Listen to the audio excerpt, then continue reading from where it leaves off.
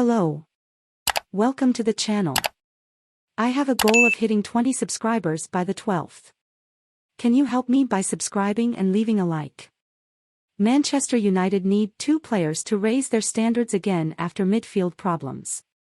Man United have suffered back-to-back Premier League defeats and are now in a battle for fourth place after letting Liverpool close the gap this week. Casemiro's difficult week.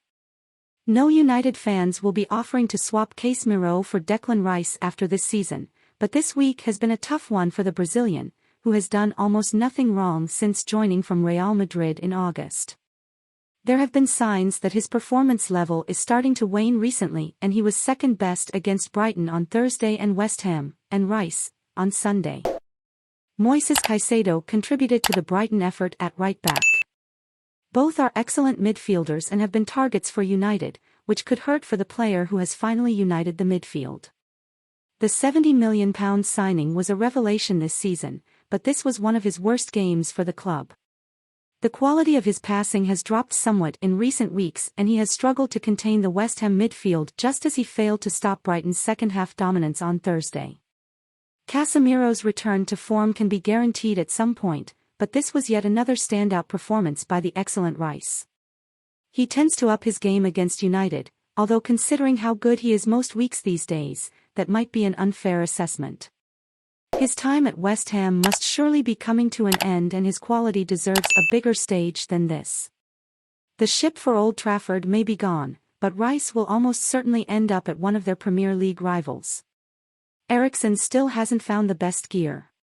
It's probably to be expected that Christian Eriksen is still not back to his best after 3 months out this season. This was only his 8th appearance since his return, but the fact that he still didn't complete 90 minutes in that race seems sad. He's not influencing games the way he was in the first half of the season. He was left out against Brighton midweek and was not recalled from the bench, but returned to the starting 11 at the London Stadium. Ten Hag said before kickoff that the 31-year-old would offer rotation, key passes and final passes, but there wasn't much of that on display.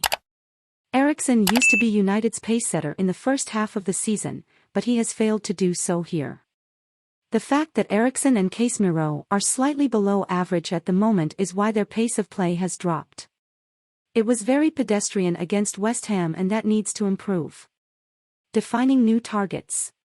When Newcastle were beaten at home by Arsenal just before United started in the capital, it offered Erik ten Hag's side the chance to regain third place in the Premier League, but for the second time in 4 days, they let the opportunity slip away. It was another miserable day for Ten Hag's side and ended a week in which they were left with work to do in the Premier League, with Liverpool now just a point off 5th place. There may not be panic seasons yet, but there will be some nervous looks over the shoulders at the table in the coming days. United really should be third by now and looking to take that position between now and the end of the season, not fearing that their good work could be undone by a late collapse. Even if Liverpool play all of their remaining games, United would have to drop points in 2 of their last 4 games. That's unlikely given the fixture list and that they have 3 of those games at Old Trafford, but it's not impossible, and if Liverpool keep up the pressure it could get nervous, when it really should have been a cruise. A soft answer. United had started this game reasonably well, even if their opportunities came from afar. Marcus Rashford, Bruno Fernandes, Antony and Eriksen at least threatened Łukasz Fabianski's goal and looked like the safer team. But after the setback of gifting West Ham the lead, the response was almost non-existent. For the rest of the game, it was the home team that looked the most threatening when they attacked, while United never regained their footing. There was never enough speed and quality in their attacking game, and they didn't really mount an attack on Fabianski's goal until stoppage time when Anthony Martial missed 2 good chances. It was a little too late. Weghorst's midfield role. If you were to be impolite, it would be said that Wout Weghorst doesn't have the kind of goal-scoring record to play as a striker in the Premier League, so why not start putting him further down the field? This was the scene of his last Premier League goal 13 months ago, and his record in this competition is now 2 goals in 34 games. For a player who is practically 1 in 2 forwards in the Netherlands, Germany, and Turkey, it is a staggering record. He's looked less and less likely to score for United lately, so his call-up came as something of a surprise until he lined up for kickoff, in a midfield trio rather than at the apex of the United team. He hardly looks like a natural fit for a central midfielder, but he did a good job in that position until he was pulled out while Ten Hag went looking for a goal.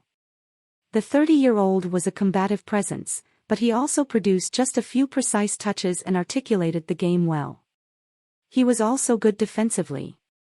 When David De Gea kicked an early pass straight to Declan Rice, it was Weghorst who came back and timed his block perfectly, earning a shot on target. Hope you enjoyed the video. Could it be that with the reinforcements United will compete for all titles again? Leave your opinion in the comments. If you came here, leave your like and subscribe to the channel.